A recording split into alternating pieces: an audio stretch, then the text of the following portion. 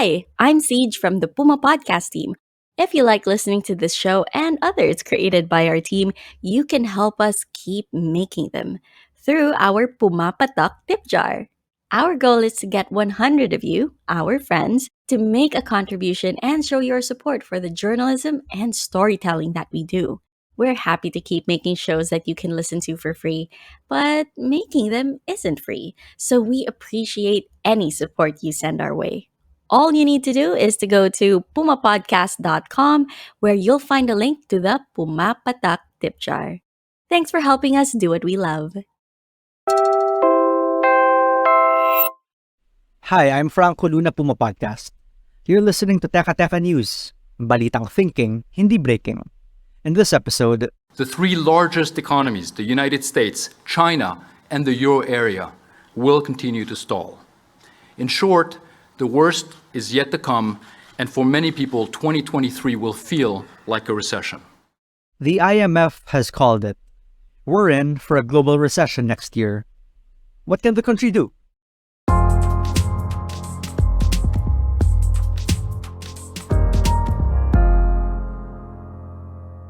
Maas ang inflation rate na hanggang 8% last November.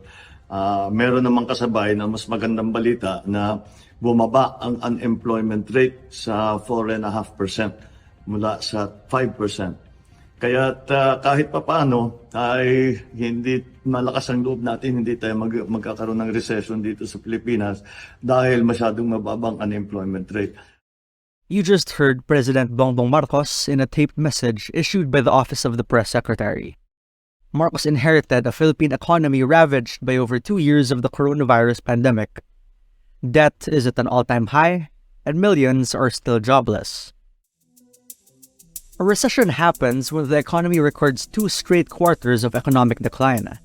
Sometimes these periods can be short and shallow, which is why many people don't feel it trickled down to them.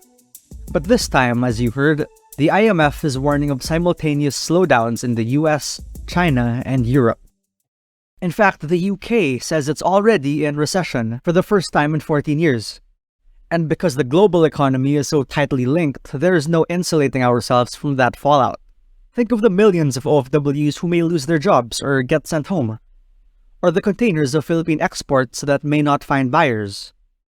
That's why even though unemployment is currently trending down, experts say we need to ramp up job creation ASAP. Here's global investment banker Stephen Konyeng. He was speaking at a forum organized by the Makati Business Club in November. We have to start with where we have at least a fighting chance and advantage. But then we can't just have patche solutions. It's time to look at our structural deficit and erase it, because otherwise we're just playing on the margins. And when you add the fact that you're adding for the next 10 years, 1 million Filipinos into the workplace every year, what is your plan to employ them? Nicolas Mapa, senior economist of ING Bank Manila, agrees. Nicolas had long been pointing out that the good GDP readings of late had been driven by revenge spending, meaning Filipinos who were tired of being cooped up indoors are dipping into savings to eat out, go on holiday, and buy new cars. But at some point, the savings will run out. How the Philippines always resorts to these pache solutions that he said. And we need to get away from this so that we can finally get out of this sort of, we're doing great, but we're not reaching our potential type of growth.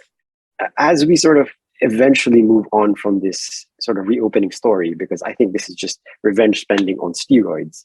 And this will continue for a while, but eventually we're going to have to find new avenues for growth. And as Stephen was pointing out, find jobs for the millions of Filipinos that are out there. We're pausing for a quick break now. When we return, more on what local businesses should be doing to prepare for a global recession.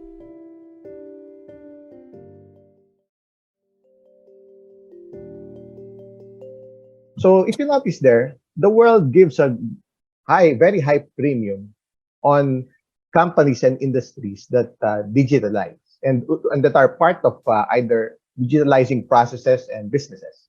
And we have seen a tremendous increase in productivity. That's the bottom line with the use of technology. So therefore, it's a kind of imperative for the Philippines to also catch up. That's Michael Ricafort. He's chief economist at the RCBC Bank.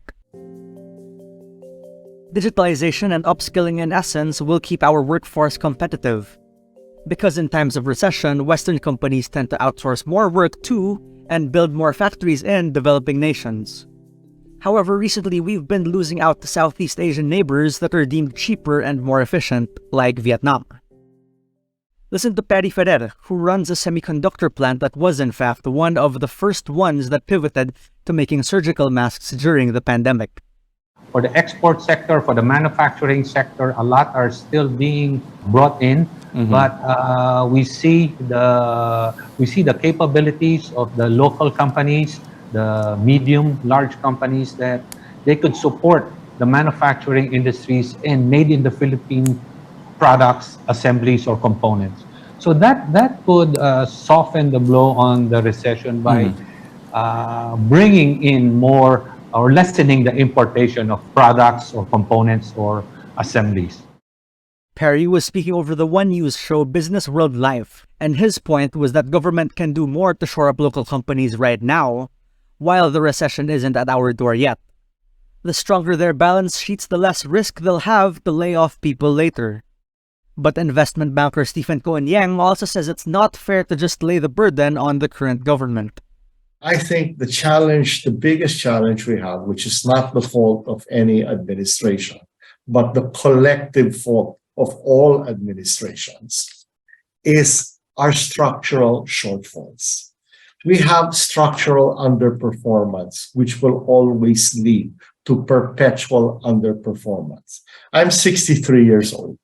In my adult life, all I've done is seen one country after another go beyond the Philippines in GDP per capita. It started with Malaysia, then Thailand, then Indonesia, and now Vietnam.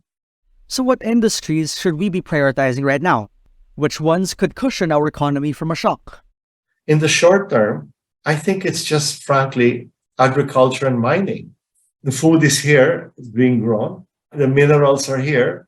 They're needed for a green economy. Unfortunately, 6 months into the job, the president has yet to nominate the permanent agriculture secretary. And in 2023, the IMF says the food and energy crisis will persist. Here's Pierre-Olivier Gorincha, the IMF Research Development Director, with the last word. Almost everywhere, rapidly rising prices, especially for food and energy, are causing serious hardships for vulnerable households. Inflation could yet again prove more persistent, especially if labor markets remain extremely tight. Finally, the war in Ukraine is still raging, and further escalation can exacerbate the energy crisis. And that was today's episode of Teka Teka. Again, I'm Franco Luna. This episode was edited by Mark Casilian and produced by Kat Ventura. If you like this episode, share it with a friend or two. And of course, don't forget to follow Teka Teka and Puma Podcast wherever you listen. At para sa mga mahilig manood sa YouTube, Puma Podcast na rin po kami doon. Just search Puma Podcast and subscribe to our channel. Thanks for listening.